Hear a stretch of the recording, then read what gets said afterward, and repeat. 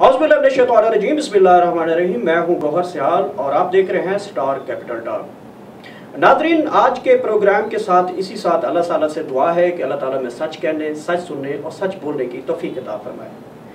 नाज़रीन, आज जो हम टॉपिक लेके हाजिर हुए आपके सामने, उसमें सबसे पहला है खित्ते की बदलती हुई सूरत हाल, अफगानिस्तान की सूरत हाल, पाकिस्तान के साथ दुनिया के क्या तल्लुकात होने जा रहे हैं, ये डिस्कस करने जा रहे हैं। इसके साथ साथ पीडीएम के बारे में भी डिस्कस करेंगे कि पीडीएम के साथ क्या करने जा रही है। पीडीएम एक मरतबा फिर मुतहर्रिक होने जा रही है, हुकूमत ने भी उनके खिलाफ हिकमत अली तैयार कर ली है। इसके साथ साथ महंगाई का रोना आवाम पीट रही है, लेकिन कहीं पे आटा नहीं मिल रहा, कहीं पे घी नहीं मिल रहा, तो कहीं पे ये चीज़ें ब्लैक में मिल रही है। खासकर चीनी जो है इस वक्त मार्केट में, वो आवाम क्या कहती है वो भी आपको सुनाएंगे। इसके साथ बिजली महंगी नज़र आती है, लेकिन खान साहब इसके ऊपर कहते हैं सिर्फ एक ही रटा लगाया हुआ है कि एनआरओ नहीं दूंगा। इसके साथ साथ हमने बात करेंगे कि इलेक्शन कमीशन की तरफ से इलेक्ट्रिक मशीन जो है वो मुतारिफ करवा ली गई है, लेकिन इसके ऊपर जो है अपोजिशन उसको बात मानने तक भी तैयार नहीं है। सबसे पहले मैं बात करूंगा कि यहाँ पे इंडिया की क्या सिचुएशन है, इंडिया की किस तरह मां मर गई है। लेकिन इससे पहले कि मैं अपने गेस्टों का तारुफ करवा दूं, हमारे साथ मौजूद है चौधरी इकबाल गुजर साहब। बहुत बहुत शुक्रिया सर प्रोग्राम में आपकी तशरीफ आवरी के लिए। हमारे साथ लाला तहर रंधावा साहब हैं, रहनुमा PTI हैं। सर बहुत बहुत शुक्रिया आपका भी, प्रोग्राम की आमद के लिए आपका मशकूर है।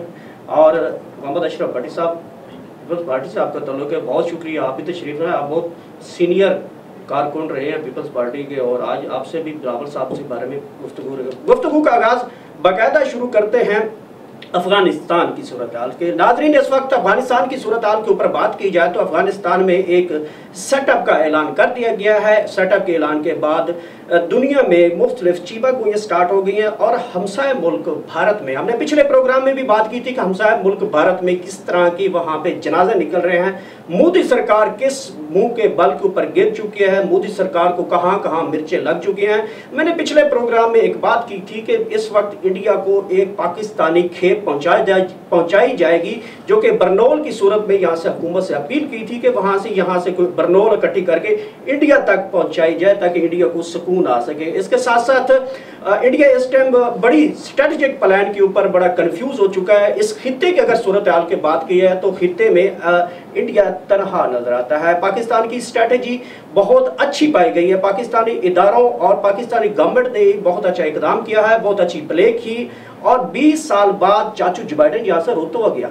चाचू जो बाइडन ने अपने प्रोग्राम्स में, अपने कॉन्फ्रेंस में ये बात कहते हुए रोते हुए भी नजर आए कि उन्होंने कितना लॉस किया है। नाज़रीन, ये एक मफरूज़ा नहीं है बल्कि फैक्ट है कि पाकिस्तानी 5 लाख रुपए बहुत हैंडसम अमाउंट है। 5 लाख रुपए फी सेकंड के एतबार से यहाँ से वो इन्वेस्ट करता था।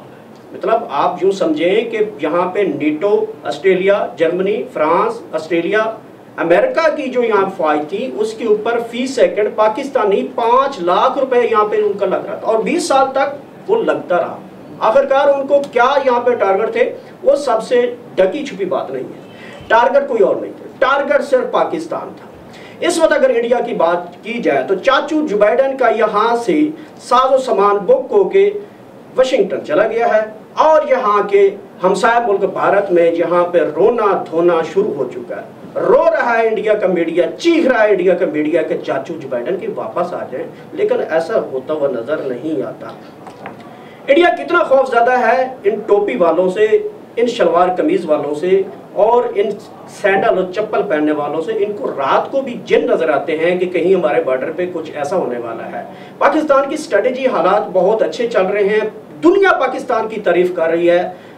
वो मुल्क जो पाकिस्तान को कहते थे कि यहाँ गैर महफूज हैं, पाकिस्तान के शहरी गैर महफूज हैं, पाकिस्तान को वीज़ा अप्लाई करने से पहले अपने शहरियों को तबाह करते थे कि पाकिस्तान का जो है यहाँ पे जो वीज़े की सूरत हाल में अगर देखा जाए तो वहाँ पे वो गैर महफूज करार देते थे। शहरियों को तलकीन करते थे कि पाकिस्तान नहीं जाओ, पाकिस्तान तो बहुत बड़ा पत्थर में रहने वाला दौर है, यहाँ पे दहशतगर्दी है, यहाँ पे वो है, वहाँ पे यहाँ है।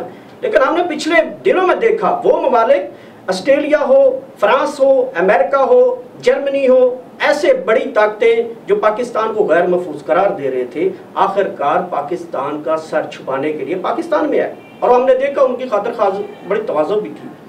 मेरा आज के कंटेंट में ये सवाल बनता है, जहां भारत की चीखें निकल रही हैं, जहां भारत रोने रो रहा है, जहां अपनी उसकी बिल्कुल मैं यूं समझूंगा कि उसकी मां मर चुकी है, इसके बावजूद पाकिस्तान की अगर अपोजिशन की बात की जाए तो बिलावल साहब खामोश दिखाई देते हैं। और इसके साथ साथ यहाँ पे नवाज शरीफ साहब हूँ, शहबाज शरीफ साहब हूँ, वो भी खामोश दिखाई देते हैं। आखिर क्यों नहीं बोल सकते, जबकि पूरी पाकिस्तान के ऊपर पूरी इंटरनेशनल मीडिया में ये बातें गर्दिश कर रही हैं कि पाकिस्तान ने बड़ा अच्छा पार्ट प्ले किया है। यहीं से अब स्टार्ट करते हैं चौधरी इकबाल गुजर साहब। पूरी दुनिया पाकिस्तान की तारीफ कर रही है, पूरी दुनिया में पाकिस्तान के चर्चे हो रहे हैं, पूरी दुनिया में पाकिस्तान की प्रेजेंटेशन हो रही है, हमसाया मुल्क में चीखें पड़ रही हैं, लेकिन मजाल है कि कहीं पे नवाज शरीफ और शहबाज शरीफ का बयान आया हो स्ट्रेटेजिक प्लान के ऊपर अफगानिस्तान की सूरत हाल, क्यों खामोशी करें?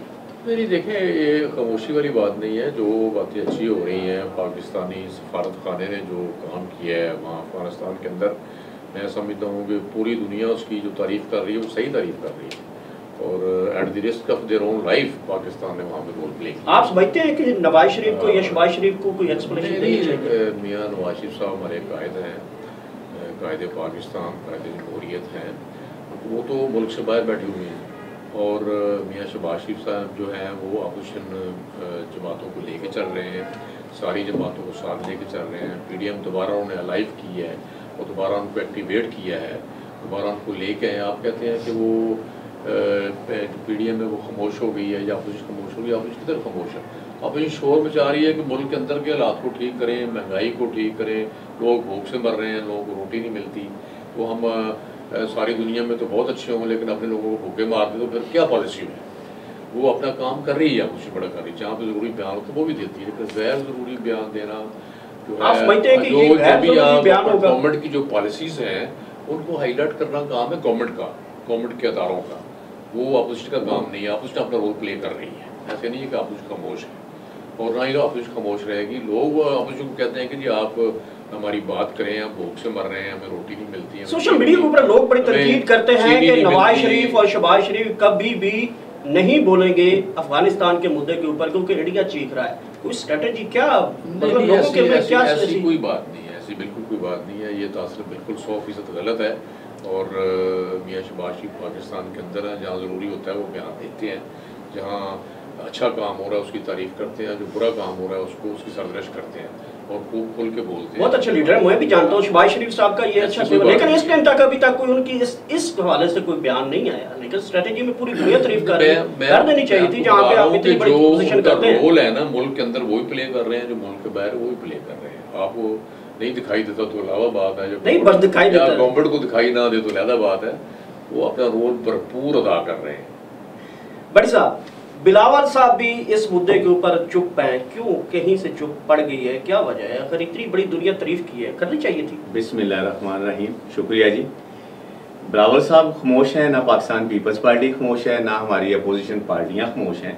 इसमें पाकिस्तान पीपल्स पार्टी का भी मौक़िफ़ वाज़िया है, नून लीग का भी वाज़िया है। जहाँ तक चौधरी साहब ने बात की कि मियाँ साहब बाहर हैं, ठीक है वो बाहर हैं, लेकिन स्टेटमेंट तो बाहर से भी आ सकती है ना। जहाँ तक आप इंडिया की बात कर रहे हैं कि वो रो रहे हैं, वो रोएंगे नहीं, वो पीटेंगे भी, वो बड़ा वावेला करेंगे। उसकी सबसे बड़ी गौर साहब चीज़ आपके सामने है कि इतने तो हेलीकॉप्टर अमेरिका के और बाकी देहातियों के नहीं पकड़े गए जितने इंडिया के वहाँ पे पकड़े गए। उनको ख्वाब में भी शलवार कमीज वाले जिन नजर आने आए, कहीं भी श्रीनगर ना पहुंच जाए। सूरत हाल ये है कि पाकिस्तान तरीके इंसाफ जो है, जो हमारे मुहतरम वज़ीर आज़म हैं, जो ये कह रहे थे कि जी हम इनको तहादियों को अपने मुल्क की सरहद में आने नहीं देंगे, इनके लिए हमारे पास कोई जगह नहीं है, हम इनको अपने अड्डे नहीं देंगे। वही वज़ीर आज़म साहब मुझे ये बताएं कि जो 3500 फौजी यहाँ पे आया है, जिसमें ब्लैक वाटर भी शामिल है, वो किधर है? क्या उन्होंने ये अपोजिशन को बताया है कि अपोजिशन को इत्मीनान में लिया है? नहीं लिया। ये उनका बनता था बुलाने से पहले कि अपोजिशन को इत्मीनान में लेते, एक मीटिंग बुलाते और उनसे सारों से उनका मौक़िफ़ लेते। खैर जो ये कर रहे हैं ये तो कोई और ही इनसे करवा रहा है और ये कर रहे हैं, ये तो बेचारे इनकी तो टांगें और हाथ बंधे हुए हैं।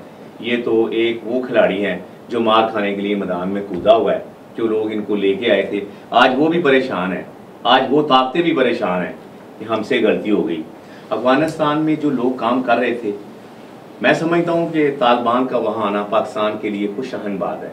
उसकी सबसे बड़ी बात यह है कि जिस तरह इंडिया और इसराइल, उनकी बहुत बड़ी इन्वेस्टमेंट थी वहाँ पे, और वो हमारे मुल्क के लिए, हमारी सरहदों के लिए बेहतर नहीं था। इसके बावजूद भी हमारी एजेंसियों और बाकी इदारे जिस तरह काम कर रहे थे वहाँ पे अपने पाकिस्तान की सरहदों पे, मैं समझता हूँ कि मैं मशकूर हूँ अपनी उस सरहदों के जवानों का, जितनी उन्होंने कुर्बानियाँ दी। अभी भी दहशतगर्दी हो रही है वहाँ पे, हमें तार लगाना वहाँ पे बॉर्डर वाल लगाना मुश्किल हुई है, लेकिन इसके बावजूद पाकिस्तान ने बड़ी बुर्दबारी का मुजाहरा किया और वहाँ पे फंसे हुए इंसानों को इंसानियत के नाते पाकिस्तान में जगह दी, यहाँ पे बुलाया। और मैं चाहता हूँ, और ये मेरा मौक़िफ़ भी है, कि जिस तरह वो आए हैं उनको अब वापस चले जाना चाहिए।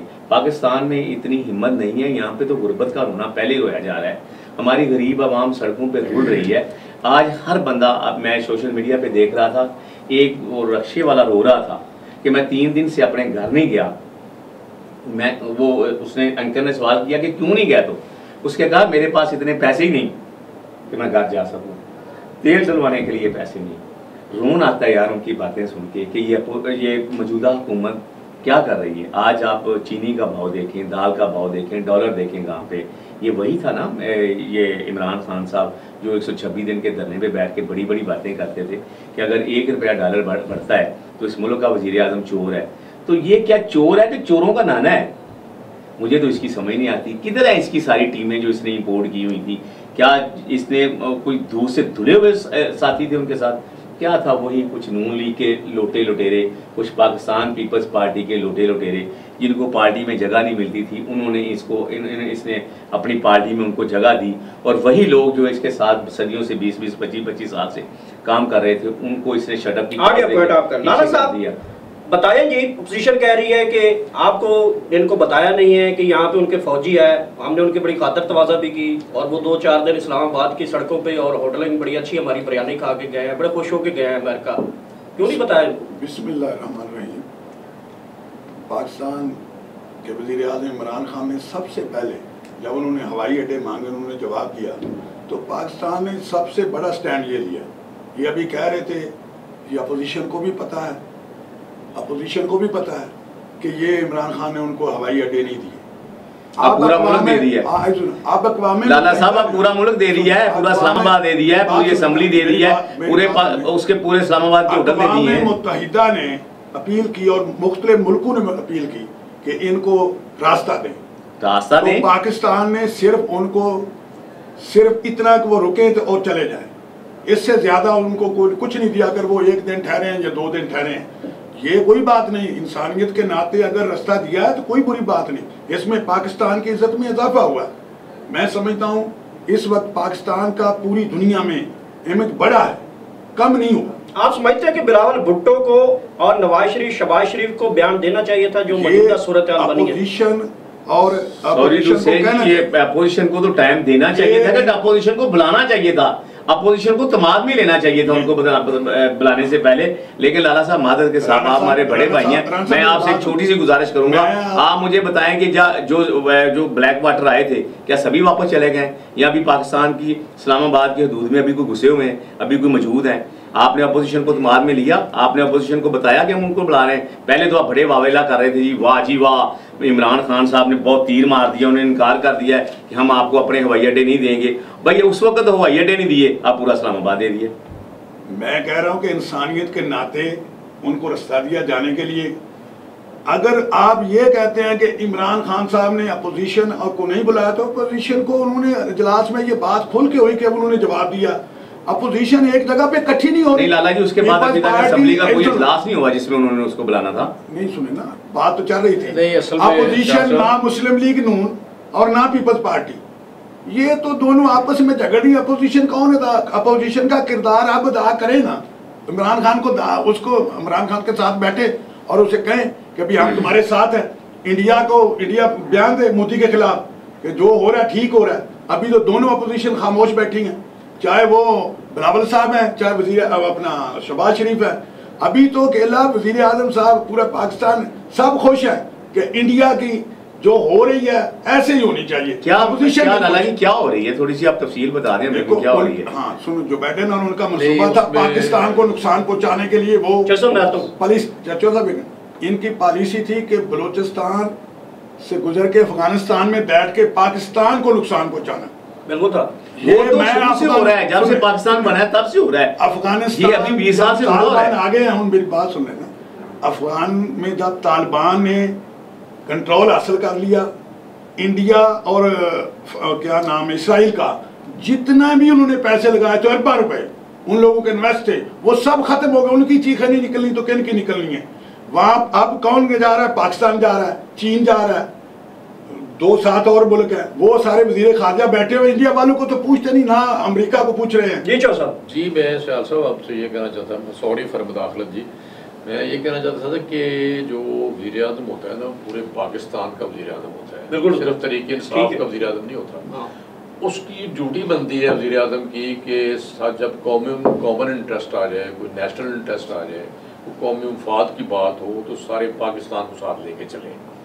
वज़ीर आज़म का फ़र्ज़ बनता है कि आप उसकी जमातों को साथ लेके चलें। जब भी कोई कौमी मफाद की बात हो, उनसे सलाह मशवरा करें, उनसे कॉमन इंटरेस्ट के ऊपर उनकी राय लें, फिर उसको एक बिजक ज़ुबान होकर जो है ना वो फॉरेन पॉलिसी बनाई जाए। बिल्कुल के बाहर लोगों को एतमाद लेके फिर उनको जवाब दिया। बिल्कुल ठीक है चौधरी साहब, उसमें उन्होंने रोल प्ले करना था, अपोजिशन तो नहीं कर रहा था।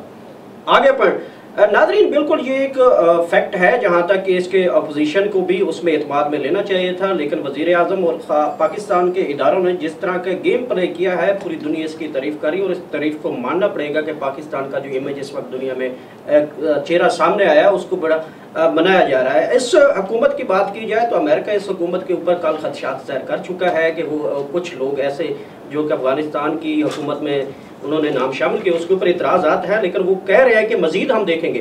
खित्ते की सूरत हाल बड़ी चेंज होती हुई दिखाई दे रही है।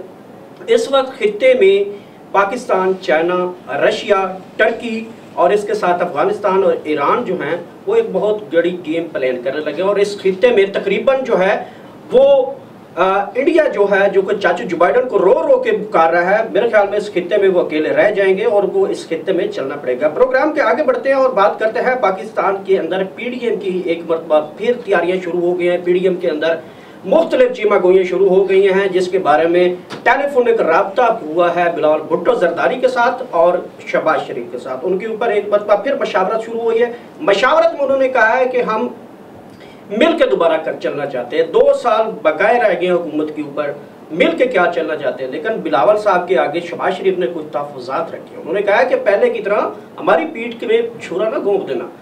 पीडीएम में इस मरतबा बड़ी मुतहरज हो चुकी है, जलसे की तैयारियां हो रही हैं, लेकिन फिर भी पीडीएम में कहीं ना कहीं शको शुबात नजर आती है। साहब कहीं आप समझते हैं बिलावल साहब फिर आपको स्विच करवा दें?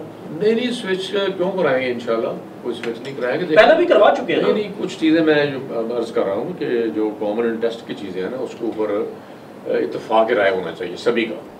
उसके ऊपर मियाँ शहबाज शरीफ साहब जो कायदे मोहतरम है वो बड़ा अच्छा रोल प्ले कर रहे हैं।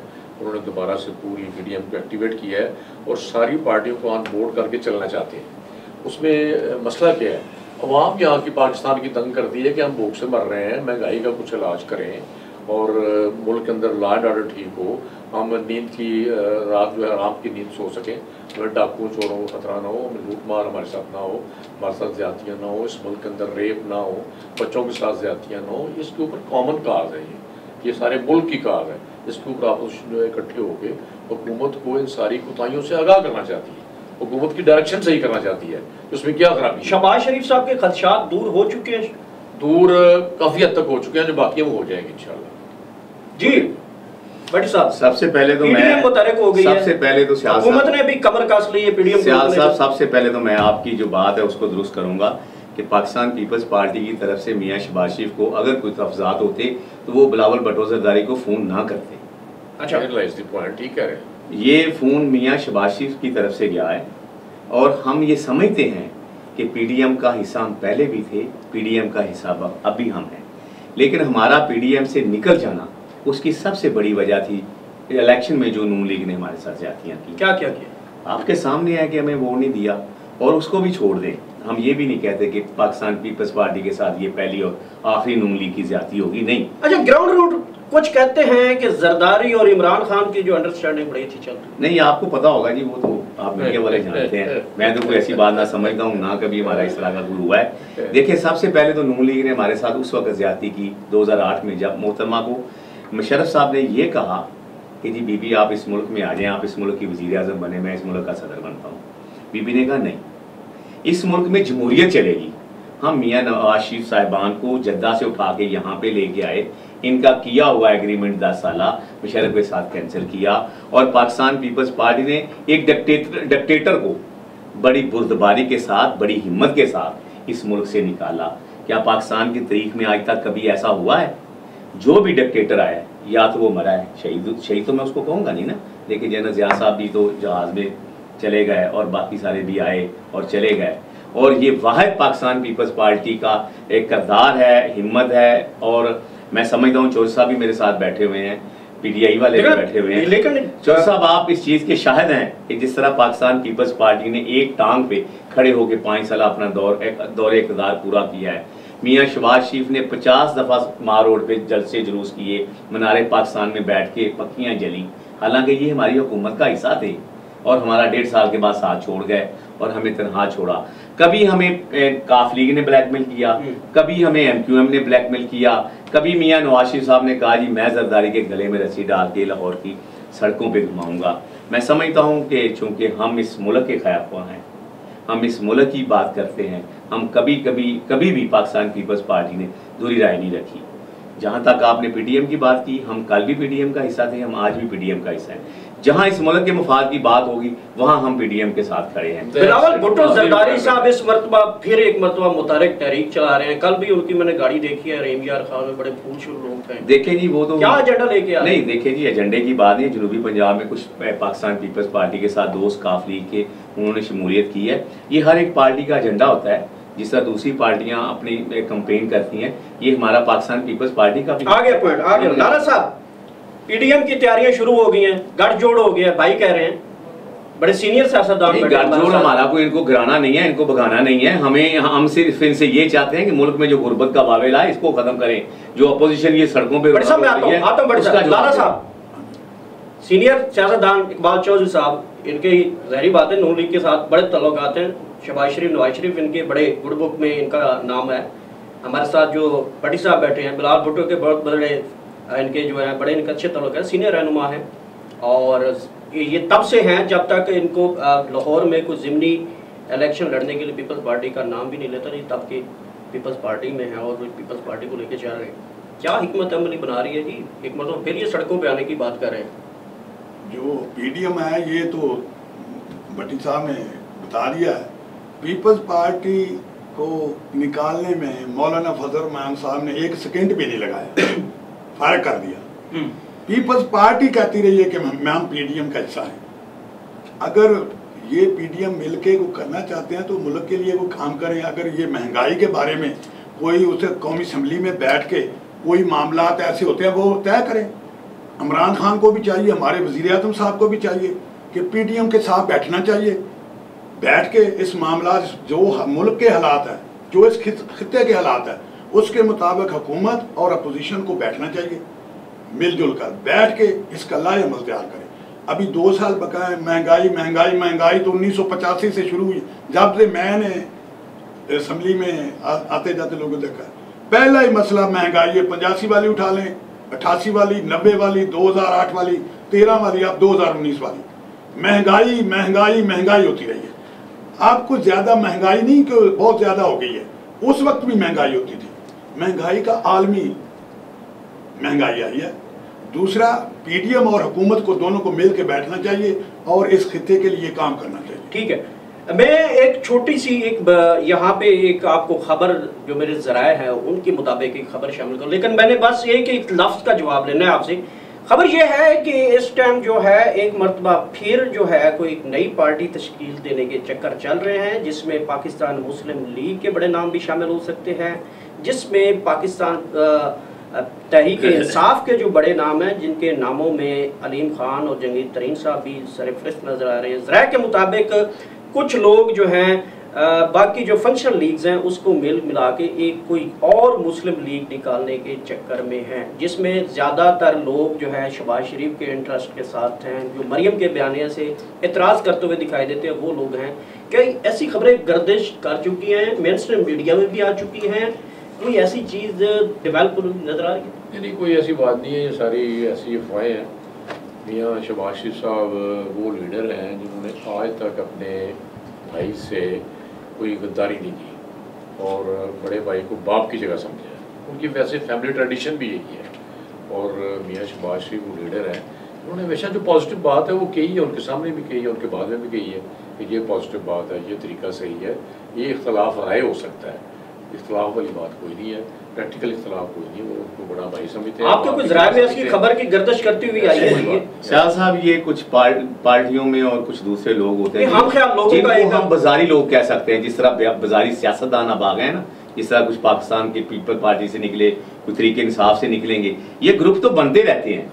जो भी पार्टी इक़्तिदार में होती है, देख लें जब अगला दौर आता है तो उनका यही होता है जी इन्होंने तो ये कर दिया, इन्होंने वो कर दिया, उनके लोग उस पार्टी में दूसरे के दूसरे। जहाँ तक आपने नून लीग की बात की है, मियाँ शहबाज शरीफ और नवाज शरीफ में तो सलूक था, लेकिन अभी जो छोटी पॉज आ रही है, जिस तरह मरियम नवाज है और हमजा शहबाज शरीफ साहब हैं, इनकी को आपस में ना बनने की वजह से पार्टी में इख्तलाफात तो हैं।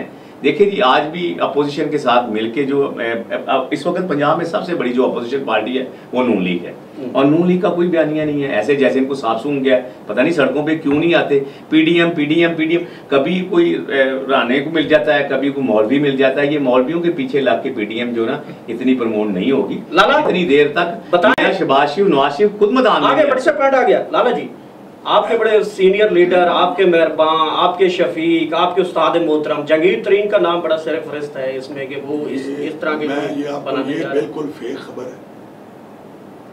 कोई चाहे ना कि पाकिस्तान में नई पार्टी बनाने के लिए सबसे पहले लीडर की जरूरत है। तो लीडर तो होगा जहांगीर तरीन, तो लीडर बन जाते हैं ना, जैसे इमरान खान को उन्होंने लीडर बना दिया, इस तरह को लीडर और पकड़ेंगे। लीडर तो पाकिस्तान में बड़े हैं, सुनने में है जहांगीर तरीन लीड करेंगे, अलीम खान का भी नाम सुन ले, मेरी बात सुन ले जी, प्लीज बोले जी।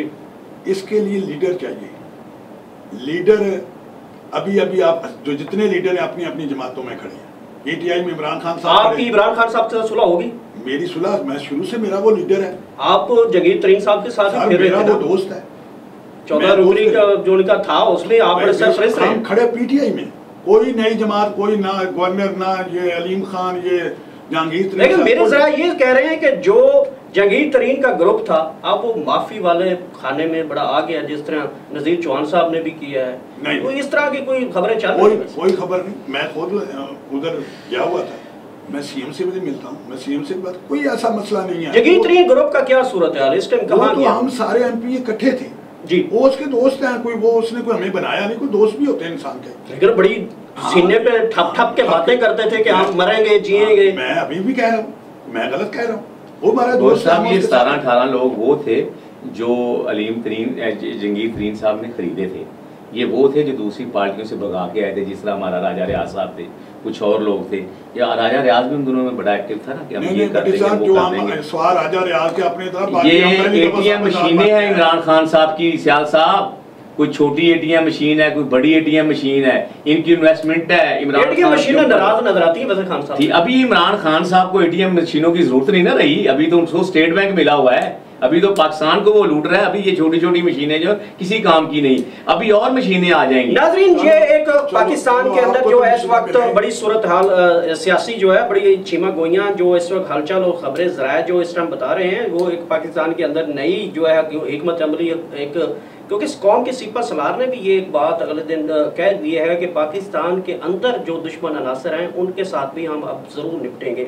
प्रोग्राम के अगले हिस्से के चलने से पहले मैं यहाँ ब्रेक लूँगा, लेकिन ब्रेक से पहले मैं आपको बता दूँ कि इसके बाद हम जो अगला जो प्रोग्राम के बाद अपने मेहमानों से बात करेंगे वो इमरान खान साहब के हवाले से। इमरान खान साहब जो कि इस टाइम नेशनल इंटरनेशनल हीरो की सूरत में उनको प्रेजेंट किया गया है, लेकिन वो इतने हीरो तो बन गए हैं लेकिन उनको आटा, चीनी, महंगाई, घी और ऐसी चीज़ें सूरतें नज़र नहीं आती। लेकिन वो आवाम को क्या पता कि एनआरओ क्या होता है। आवाम को तो ये पता होना चाहिए कि आटा कहाँ से मिलता है, चीनी कहाँ से मिलती है, यहाँ से बिजली का बिल कैसे पे करना है, कैसे खुदकशियाँ लोग कर रहे हैं।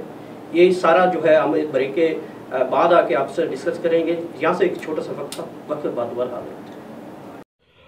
पाकिस्तान के number 1 social media FP news की पाकिस्तानी अवाम में बेहद मकबूलियत। एफपी न्यूज का स्लोगन अवामी स्लोगन बन गया। हर जबान पर एफपी न्यूज, हर पाकिस्तानी की आवाज की धूम।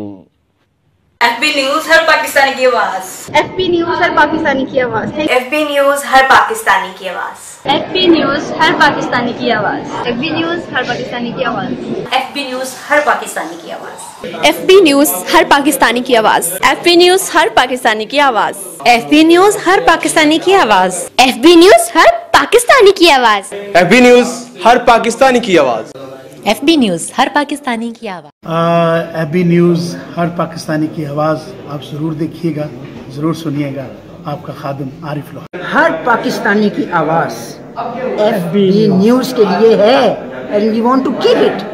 वेलकम टू द ब्रेक के बाद हमने बात कर ली थी कि पाकिस्तान के अंदर महंगाई का जो लेवल है वो इस वक्त खतरनाक सूरत हाल तक पहुंच चुका है। एशिया में पाकिस्तान पहले नंबर पे महंगाई में। अफगानिस्तान, नेपाल, बांग्लादेश, इंडिया सब हमारे से पीछे हैं। और खान साहब जो है सिर्फ और सिर्फ अपोजिशन और NRO की बात करते हैं। अवाम को नहीं पता कि NRO क्या है। अवाम को यही पता है कि शाम को चीनी आती है, अवाम को यही पता है कि शाम को आटा आता है। अवाम को NRO का नहीं पता। खान साहब, NRO का नहीं पता, अवाम को NRO का नहीं पता। NRO आप जिसकी बात करते हैं वो अवाम को उसका बिल्कुल लेना देना नहीं है। अवाम चाहते हैं हमारे पास घी मिलना चाहिए। घी की कीमतें आसमान तक पहुंच गई। खाने पीने की चीज़ें देख लें, चीनी का देख लें, आटा का देख लें। अवाम कहती है आटा सस्ता करे, खान साहब कहते हैं NRO नहीं दूंगा। अवाम कहते हैं कि हमारे साथ चीनी को है वो सस्ती मिले स्टोर से, खान साहब कहते हैं NRO नहीं दूंगा। जबकि इसका कोई कनेक्शन नहीं नजर आता। अगर पाकिस्तान का आपने इमेज बहुत ही अच्छा कर लिया है तो एशिया में नंबर 1 आप महंगाई में भी आ चुके हैं। सर, महंगाई का रोना धोना अवाम में वही है। बहुत दावे किए, खान साहब ने कंटेनर पे खड़े होकर कहा कि जी जब महंगाई होती है तो समझे चाहे चीज़ों पे टैक्स लगता है तो सो समझे कि आपका हुक्मरान चोर आ गया। तो बताएं, ये आटा, चीनी, घी, कपड़ा, लोग खुदकशियां कर रहे हैं। लोगों के पास पैसा नहीं है। खुदा की कसम यहाँ पे मैं ये कहना मजबूर हो गया हूँ कि मेरी आंखों के सामने ऐसे कई वाक़यात गुजरे हैं, लोग फाकों पे मर रहे हैं। यस, ठीक है। लेकिन खान साहब यही कह रहे हैं अवाम से मैं NRO नहीं। भाई अवाम का NRO उससे क्या लेना देना। जी सर बताएं, महंगाई का जो रोना धोना इस टाइम चल रहा है। मैं हैरान हूँ कि मेरे भाई भी कह रहे थे कि इतनी ज्यादा महंगाई नहीं जितना शोर है। वो खुदा के लिए आटे का कभी रहा ही नहीं है जो आजकल आटे का रेट है। और मैं हैरान हूँ कि हमारा ज़री मुल्क है, यहाँ पे बेहतरीन पैदावार होती है। आप जो बाहर से गंदम मंगवाते हैं वही किसान को पैसे दें, आपको गंदम जो है ना वो एक्सपोर्ट करने के काबिल बना देगा। आपकी पॉलिसीज कोई नहीं है, आपके इंडस्ट्रीज में कोई नहीं है कि आप एग्रीकल्चर को प्रमोट करें। खाद आप महंगे किए जा रहे हैं, गंदम का रेट आपने उसी तरह रखा हुआ है। मूंजी जो है उसको लोगों की बिकती नहीं है, उसका रेट बड़ा कम है और खादें महंगी की जा रही है। इस तरह तो नहीं चलेगा ना कोई एग्रीकल्चर। तो साहब आप बड़ी वजारतें एंजॉय कर चुके, मैंने आपकी पूरी प्रोफाइल रीड भी की है। मैं सर शायद उस टाइम जर्नलिस्ट भी ना होऊंगा। आपकी दौरे हुकूमत में बहुत अच्छे वक्त भी देखे। ठीक है, गलतियां होती रहती है इंसान से, लेकिन मैं ये सोच रहा हूँ कि हम एशिया में पहले नंबर पे आ गए महंगाई। दुनिया तमस्कर उड़ा रही है। महंगाई को इतनी ज्यादा तो नहीं है। मैं हैरान हूँ कि अभी महंगाई नहीं है। और महंगाई क्या होती है यकीन माने, आप तो कहते हैं गरीब अच्छे खासे सफेद पोश बंदे जो चीख उठे हैं। इनका एक वजीर है, क्या नाम है जो उनका, असद साहब, जो उमर असद साहब इनमें से सच्चे बंदे हैं। जब इनकी नई नई हुकूमत आई ना तो उसमें मिनिस्टर बने थे, बाद में नहीं रहे थे, फिनांस मिनिस्टर बने थे। उन्होंने एक फिक्रा कहा था कि एक दफ़ा तो लोगों की चीखें निकलेंगी लेकिन बाद में हालात ठीक हो जाएंगे। चीखें तो लोगों की निकल गई हैं, बाद में हालात ठीक नहीं हुए। 3 साल हो गए, हालात बद से बदतर हुए, महंगाई आगे से और बढ़ी है। उन्होंने एक सच्ची बात की थी और चीखें उन्होंने बड़ी निकाल दी है लोगों की। और खुदारा कोई होश के नाखून लें। इनके अपने फ़ायदे की बात है, ये हमारा इसमें फ़ायदा नहीं है। अगर हम आपको रिलीफ नहीं देंगे तो कल को वोट किस मुँह से लेने हैं उससे। और फिर दूसरी बात यह है कि उन्होंने बड़ी हाई होप्स लोगों को दी थी कि जब हम आएंगे तो दूध की नहरें बह जाएंगी पाकिस्तान के अंदर, और जब हुक्मरान नीट क्लीन होगा तो महंगाई जो है वो कम हो जाएगी। और फिर हुक्मरान को हम क्या कहें जिन्होंने महंगाई यहाँ तक पहुँचा दी है। मैं अब कुछ गुस्ताखी नहीं करना चाहता, अब वो खुद फैसला कर लें कि मैं क्या हूँ। तो इसलिए मेरी गुजारिश है कि इसके ऊपर पूरी तवज्जो करें, इसके ऊपर पूरा जो है ना वो प्रोग्राम बनाए, प्राइस कंट्रोल कमेटीज बनाए और कंट्रोल करें महंगाई को। महंगाई कंट्रोल की नाम तक नहीं होगा। बिल्कुल ठीक है, महंगाई का रोना रो रही है जी, अवाम रो रही है, अवाम को नहीं पता कि एनआरओ क्या है। खान साहब ने दावा कर दिया था कि जी जब महंगाई आती है, जब ये आप जैसे आपने एक टुचकला बनाया हो ना वो बिलाल भुट्टो के साथ के जब बारिश आता है तो पानी आता है, जब बारिश ज़्यादा तो पानी ज़्यादा आता है। तो हमने भी, अवाम ने भी और आपकी पीडीएम ने भी ये चुटकुला बनाया दिया है। खान साहब का खुद बयान है कि जब अशिया के ऊपर टैक्स लगे, जब अशिया महंगी हो तो हुक्मरान चोर होता है। आप कहते हैं कि इमरान खान चोर है? नहीं। कैसे? वो खुद कहता है जब हुक्मरान आ जाए चोर है। देखे ना, हमारे वजीर आजम इमरान खान पे कोई बंदा ये करप्ट नहीं कह सकता, कोई भी। तो वो कहते हैं कि जब कोई हुक्मरान आता है उसकी वजाहत कर देते हैं। मामलात ये हैं कि महंगाई, वाकई महंगाई आई, एशिया में नंबर 1 है महंगाई। उन्होंने कह दिया कि वाकई महंगाई है। सुने गुजर साहब, थोड़ा सा सुने। ये डॉलर जो है जितना ऊपर जाता है पेट्रोल महंगा होता है, महंगाई बढ़ती है। पाकिस्तान में जो इन्होंने किया हुआ है वो इनको खुद पता है। जब हम खड़े हैं अभी किधर पाकिस्तान को छोड़ के गए हैं, तो जो बात कर रहे थे भी चीखोंगे इंशाल्लाह, अब नहीं, इंशाल्लाह अब कम होगी। इससे 2 साल में इंशाल्लाह कम होगी। खान साहब ये भी कहते हैं कि सुकून कब्र में इंशाल्लाह अब कम होगी। आपके सामने आ जाएगा, कम होगा। हम इंशाल्लाह आवाम को बता दें कम होगा। बिल्कुल। कैसे कम करने जा रहे हैं? कोई है जादू की छड़ी? बिजली कम कर रही है, पेट्रोल अभी तो थोड़े दिन में 2 रुपए कम किया है, इंशाल्लाह कम होगा जी, महंगाई में कमी आए। बहुत अच्छी बात की है लाला साहब ने कि 2 रुपए पेट्रोल कम हुआ है, 22 रुपए लीटर ये बढ़ाते हैं और 2 रुपए कम कर देते हैं, मारते भी और ये कहते हैं रोना भी नहीं है। लाला साहब इस तरह नहीं होता, पाकिस्तान इस तरह नहीं चलते। ये मुल्क को चलाना है आपने, आप एक सूबे को नहीं चला रहे, आप एक शहर को नहीं चला रहे। आपसे इस मुल्क की इकानमी बेहतर हो ही नहीं रही।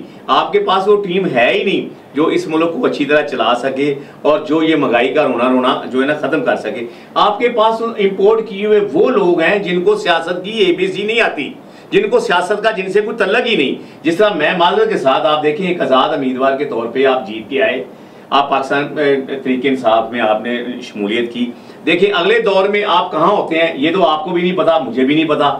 लेकिन अभी NRO की बात कर रहे थे सियाज साहब, NRO किसको इन्होंने NRO देना है? जिसको देना था वो मियां साहिबान को NRO मिल गया, वो बाहर चले गए, केसों से उन्हें रिलीफ मिल गया। तो आप इनसे NRO मांग कौन रहा है? किसकी बात कर रहे हैं ये? इनका रोना रोना ये महंगाई की तरफ से लोगों की तवज्जो उठा के NRO की तरफ ले जाते हैं, कभी अदालतों की तरफ ले जाते हैं, अपोजिशन को जलील कर रहे हैं, कभी सड़कों पे, कभी अदालतों में, कभी नैब में पेशियां भुगत रहे हैं। यार ये क्या है? ये किस तरह का एहतसाब शुरू किया हुआ इन्होंने मुल्क को बर्बादी के किनारे पे लाके खड़ा कर दिया है। आने वाली कोई भी हुकूमत उसके लिए मुश्किल हो जाएगा। ये जो इनका रोना धोना है ना, जितनी पाकिस्तान पीपल्स पार्टी ने हुकूमत की है, मियां नवाज शरीफ ने हुकूमत की है, बाकी जमातों ने की है, उनको रखे सामने, उतनी तो उन्होंने अपने दौरे इक़्तिदार में सभी लोगों ने इतना कर्जा या इतनी करप्शन या इतनी भूख नहीं दी जितनी इन्होंने 3 साल में दे दी है। नून लीग की हुकूमत आती है तो लोग वावे लगा शुरू कर देते 2-3 साल के बाद, ये हुकूमत अच्छी नहीं। पाकिस्तान पीपल्स पार्टी की हुकूमत आती है 4 साल के बाद लोग वावेला शुरू कर देते हैं, ये पाकिस्तान पीपल्स पार्टी ने लूट लिया, जी पाकिस्तान पीपल्स पार्टी को नहीं रहना चाहिए। इनका एहतसाब तो 3 माह बाद शुरू हो गया है, इनको तो 3 साल किसी ने दिए ही नहीं। लोग तो सड़कों पे आ गए 3 माह के बाद। आपके सामने की बात है, आप देखें एक स्टूडियो में आप 500 बंदा काम करता था, आज 30 लोग काम कर रहे हैं। फैक्ट की बात बता देता हूं, फैक्ट की बात। इमरान खान की, लाला साहब एक मिनट, मैं फैक्ट की बात बता देता हूं। जब से मैंने पॉलिटिशियन देखी है, जब से मैंने पॉलिटिशियन को समझना शुरू किया, जब से मैंने डेमोक्रेसी के बारे में जानना शुरू किया, मैं तब मैट्रिक स्टूडेंट था। मुझे बड़ा याद पड़ता है कि जरदारी साहब उस टाइम की गवर्नमेंट थी, लेकिन मैं जब साइंस की किताब खोल के पढ़ता था लाइट गायब हो जाती थी, मिलती नहीं थी। ये आप किस दौर की बात कर रहे हैं? आप किस दौर की बात कर रहे हैं? 2008 में जब पाकिस्तान पीपल्स पार्टी को हुकूमत मिली, उस वक्त दहशतगर्द इस्लामाबाद में घुसे हुए थे सियाल साहब। आप किस दौर की बात करते हैं? आप कुछ 40 साल पीछे ना जाएं। 2008 में, मैं 2008 की बात कर रहा हूं गुजर साहब, आप गवाह इस चीज के। जब अभी हुकूमत दी गई, क्या लाल मस्जिद में दहशतगर्द घुसे नहीं हुए थे? क्या पाकिस्तान की सरहदें महफूज थी? क्या पाकिस्तान पीपल्स पार्टी को छोड़े यहाँ की फौज को, यहाँ की एजेंसियों को अपनी गाड़ियों में सफर करने की इजाजत नहीं थी? ये लोग प्राइवेट गाड़ियों में सफर करते थे। यहाँ पे हमारी एजेंसियों को, हमारी फौज को दहशतगर्दी का निशाना बनाया जा रहा था। ये पाकिस्तान पीपल्स पार्टी की हिम्मत है, ये आसिफ अली जरदारी की बुर्दबारी है कि उस मुल्क को लेके चला, और वाहिद पाकिस्तान पीपल्स पार्टी है जिसने उस दौरे इक़्तिदार पूरा किया, उसके बाद बाकी जमातों ने खान साहब ये बात बार कह चुके हैं कि हमने खुद यहाँ पे ड्रोन अटैक करवाए। आप कहते हैं दहशतगर्द थे, लेकिन आपने ड्रोन अटैक खुद करवाया। ये किसने कहा है? ये खान साहब कहते हैं। कौन से खान साहब? इमरान खान साहब। कौन से इमरान खान साहब? कौन से इमरान खान साहब? वो तो सियासतदान है ही नहीं, वो तो इम्पोर्ट किया हुआ एक वजीर आजम है। वजीर आजम की बात बिल्कुल। ये प्रोग्राम के सिलसिले को आगे बढ़ाते हैं और बात कर लेते हैं प्रोग्राम की आखिरी स्टोरी पे आते हैं, क्योंकि टाइम काफी हो चुका है। प्रोग्राम के आखिर में बात करते हैं इलेक्शन कमीशन और इलेक्ट्रिक मशीनों के हवाले से। इलेक्ट्रिक मशीनों के हवाले से ऊपर PDM मतलब अपोजिशन इस वक्त खामोश है, लेकिन हुकूमती अरकान इनको फ़ोन और इनके साथ मीडिया कॉन्फ्रेंस करके बुला रहे हैं कि खुदारा आ जाओ, इन मशीनों को बटन दबा लो, इनको चेक कर लो कि आपके जो खदशात हैं वो दूर करते हैं। लेकिन मजाल है अपोजिशन की कि वो इसके ऊपर इनके ऊपर जून तक भी नहीं रहे। अगले दिन फवाद चौधरी भी कहते हुए नजर आ रहे कि हम इनको फ़ोन करके ही बुला रहे हैं कि आके एक मरतबा विजिट कर दें, इलेक्ट्रिक जो मशीनें हैं हमने जो मुतारिफ करवाई हैं तो उनको एक दफ़ा आके चेक कर लें। आप नहीं चेक कर सकते तो किसी मैकेनिक को ले आएँ, किसी IT मास्टर को ले आएँ, देख लें कि ये मशीनें क्या काम करती हैं। लेकिन ये पाकिस्तान में होना चाहिए। अगर आप डेवलप्ड कंट्री से बात करते हैं तो वहाँ पे जो इलेक्ट्रिक वोटों की जिस तरह कास्ट किया जाता है वो अच्छा तरीका है, बजाय आपको लाइनों में धक्कों में जब वोट कास्ट होते हैं तो डंडा सोटा जो एक वहाँ पे इन्वायरमेंट बन जाता है उससे निकलने के लिए एक अच्छा तरीका। लेकिन अपोजिशन ने चुप साध रखी है, उनको क्या खदशात है। तो मुझे एक ना वाकया सर एक मुझे याद आ जाता है इस वाक़े के ऊपर ना। तो एक बंदा था ना, तो वो जंगल से गुजर रहा था, और जंगल से गुजरते हुए तो उसने ना एक हाथ में ना बकरी की रस्सी पकड़ी हुई थी, तो कंधे के ऊपर ना लकड़ियाँ रखी हुई थी। तो वो जंगल से गुजर रहा था, और जंगल से गुजर रहा था तो उसके साथ एक उसकी साली भी बची थी। वो जंगल से गुजरा तो उसको ना खौफ आया कि जंगल में कहीं कोई शेर खार जानवर होते हैं, तो वो बड़े खौफजदा हो गई। देखो वो शेर खार जानवर से तो खौफजदा नहीं, अलबत्ता वो कहती है मुझे जीजू जी आपसे जो है मुझे कोई खतरा लाक हो रहा है। तो जीजू ने कहा मेरे एक हाथ में भाई रस्सी है बकरी की और मेरे कंधे के ऊपर लकड़ियाँ हैं, तो मेरे से कैसा खतरा आपको। उसने कहा कि अगर आप इन लकड़ियों में से एक लकड़ी जो है नीचे ज़मीन में गाड़ दें, तो वो कहता है मेरे पास तो हथौड़ा ही नहीं है। वो कहती है कि अगर आप उस लकड़ी के साथ बकरी को बांध दें तो आप तो आज़ाद हो गए। वो कहता है मैं कैसे बांधूं। उसने कहा आपके पास मेरे पास तो हथौड़ा ही नहीं है। वो कहती है साली कहती है मुझे लगता है कि वो जो पत्थर पड़ा हुआ है ना, अगर आप एक लकड़ी निकाल के यहाँ से एक लकड़ी ठोक दें ज़मीन में और उसके साथ बकरी बांध दें तो आप आज़ाद हो जाएंगे। तो वो बेचारा आदमी हमारी तरह ही होता है, कोई हमारे जैसे पैनल की तरह ही होता है, तो वो एक लकड़ी निकाल के ज़मीन में ठोकना शुरू कर देता है। वो जो साली होती है वो कहती है मैं तो मर गई, है मैं तो मर गई, है मैं तो मर गई। तो क्या लगता है आप जाके एक मतलब मशीनें चेक कर लें, इलेक्ट्रिक मशीन नहीं है ना, नहीं है इस तरह नहीं है जिस तरह आप कह रहे हैं। आप एक मरतबा चेक कर लें। इसके ऊपर खामोश नहीं है सियाद साहब, क्या बात आप करते हैं। अपोजिशन ने 38 पॉइंट्स ऑफ रिजर्वेशन दी है, हमारी ये रिजर्वेशन है। हुकूमत कहती नहीं है आपको नहीं मैं कहता हूँ, मैं पढ़ के सुना देता हूँ आपको सारे पॉइंट्स। 38 पॉइंट्स दिए हैं कि हमारी 38 रिजर्वेशन हैं इस EVM के ऊपर। और तो एक मजाक का ख्याल भी है कि वहाँ पे उन्होंने कहा है कि जो इलेक्शन कमीशन कहता है कि इसके फिर मसला वही है, फिर मसला ये बंद हो जाती है। लीडरशिप होती है, हुकूमत ये होती है, लीडरशिप ये होती है कि सभी को साथ लेके चले। ये भी एक कॉमन काज है कि इलेक्शन इस मुल्क के फेयर और फ्री हो। फेयर एंड फ्री इलेक्शन के ऊपर आप उसको कोई इख्तलाफ है बट साहब जी नहीं, सारी अपोजिशन चाहती है कि इलेक्शन फ्री एंड फेयर हो। इनसे भी खौफ क्या नोट्स निकाले, क्या मशीन में क्या नोट्स निकाले, क्या तफज़ात। मैं बताता हूँ आपको, ये 38 पॉइंट्स उन्होंने निकाले हैं। ये lack of time for large scale implementation of EVMs in upcoming general elections. इतना टाइम ही नहीं है कि वो मशीन को इसके ऊपर को सेट कर सकेंगे और ला सकेंगे। फिर वो कहते हैं कि लैक ऑफ बैलेट सीक्रेसी जो है वो भी एक रिजर्वेशन है। फिर कहते हैं कि lack of voters anonymity, lack of transparency, ये सारे पॉइंट्स हैं। Lack of capacity of all levels, lack of massive pilot testings, lack of insuring security and chain of custody during machine at rest and transportation. तो 38 point उन्होंने उठाए। 38 point पे हुकूमत को भिजवाएं। इसमें होता ये है कि आप बिठाएं सभी को, वज़ीर आज़म साहब बिठाएं सारी पार्टीज़ के हेड को, उठा के कहेंगे कि आपकी रिजर्वेशन आप बयान करें। क्या है। लाला जी नहीं कर रहा तो इसको इलेक्शन के लेके आए नेशनल असेंबली में, वहाँ चुप डिबेट कराएं, हमारे बंदों की बात सुने, अपनी भी बात करें। लाला जी तो फिर जो कंसेंसस हो उसके ऊपर फैसला करें। आपके पास इसमें क्या 36 पॉइंट पहुंच चुके हैं, क्या आपकी हुकूमत ने इसके ऊपर इत्तेफाक किया? ये तो चौधरी साहब कह रहे हैं, मिस्टर भाई अपने पास नहीं कह रहा है भाई चले गए हैं, चलो वो देख लेंगे।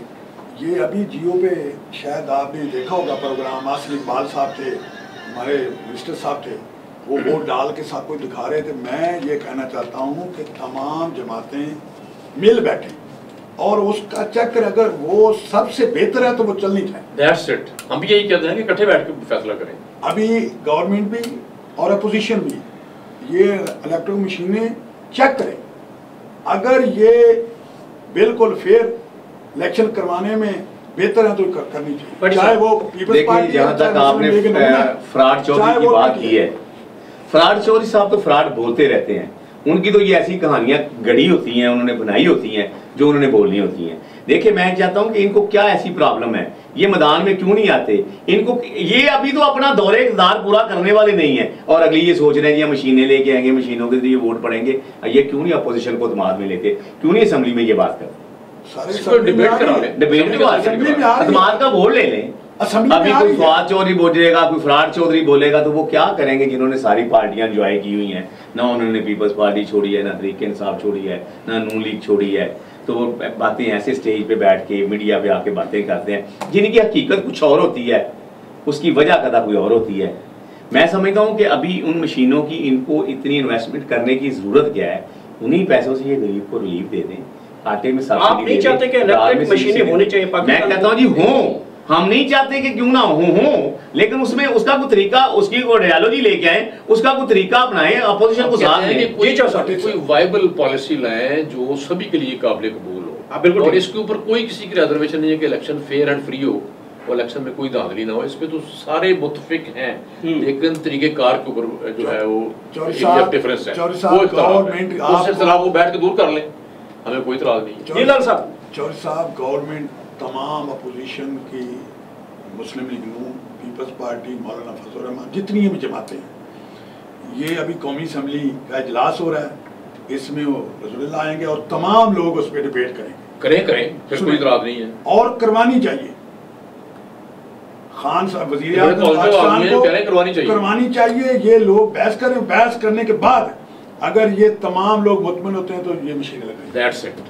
यही हमारा मकसद है, यही आप कह रहे हैं। ये अभी मैं आपके प्रोग्राम की वजाहत से सियाद साहब एक छोटी सी बात करूंगा।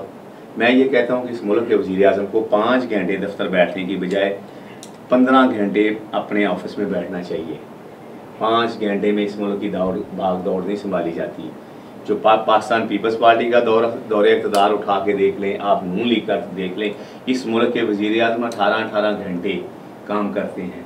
ये इन्होंने क्या, ये कुछ बैंक में लगे हुए हैं कि 11 बजे आएँ और 4 बजे ये जनाब तशरीफ ले जाएं घर और अपनी दूसरी जो वो सियासत से हटके जो अपनी दूसरी एक्टिविटीज़ है वो शुरू कर दें। आगे बढ़ नाज़रीन, ये एक पाकिस्तान की सियासत के ऊपर, पाकिस्तान के अंदर जो मुआशी हालात है जिसमें पाकिस्तान के महंगाई की जैसी एक मौत का सामना करना पड़ रहा है। इस वक्त अवाम को ना तो हुकूमती जमातों के ऊपर ट्रस्ट नज़र आ रहा है, ना को हुकूमत के ऊपर ट्रस्ट नज़र आ रहा है। उनको लेना देना अपनी रोटी, कपड़ा, मकान, जूती, चाय, बिस्किट और इसके साथ साथ जो उनकी खाने पीने की अशिया है, आटा है, घी है, चावल है, वो अगर सस्ते हो जाए तो अवाम तो ये चाहते हैं। उनको नहीं पता कि इलेक्ट्रिक मशीनें क्या है, उनको नहीं पता PDM क्या है, उनको नहीं पता इमरान खान NRO किसकी बात करता है, उनको नहीं पता इन चीज़ों का।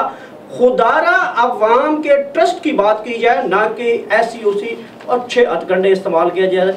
अगर आप NRO की बात करते हो तो आपकी ज़बान से सिर्फ NRO निकलता है, महंगाई के ऊपर भी बात करनी चाहिए। और अपोजिशन को जिस तरह इमरान खान साहब ने एक दबार के साथ लगा दिया है, होती है एक बड़ी डेमोक्रेसी कंट्रीज में ये एक बड़ा अच्छा जो होता है पैकेज होता है कि अपोजिशन खुल के अपोजिशन करती है और हुकूमत खुल के हुकूमत करती है। तो ऐसी एक स्ट्रेटजी पाकिस्तान में भी होनी चाहिए। प्रोग्राम का आज का वक्त ख़त्म हुआ चाहता है। मेज़बान गौहर साहब को इजाज़त दीजिए। अल्लाह